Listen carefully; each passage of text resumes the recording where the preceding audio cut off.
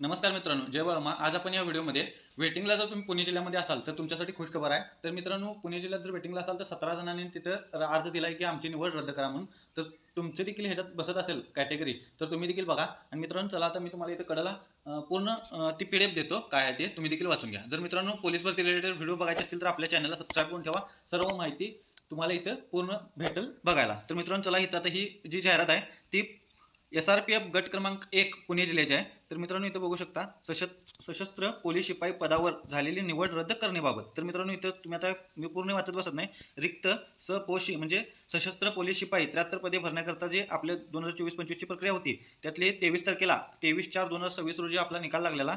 त्यानंतर आता इथं बघू शकता ही तारीख पण त्यांनी दिलेली आहे. 3 वेळा त्यांनी संपर्क साधल्यात त्या पोरांच्या बरोबर, तुम्ही जॉईन व्हा.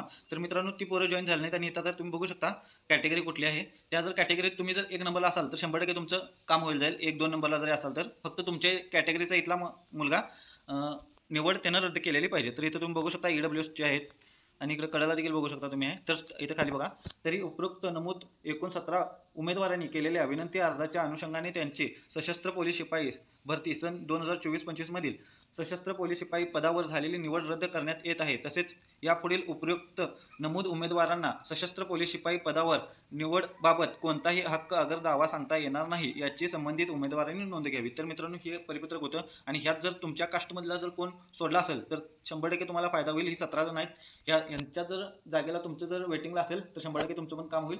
तर मित्रांनो, व्हिडिओ आवडल्यास व्हिडिओ लाईक करा आणि चॅनलला सबस्क्राईब करा.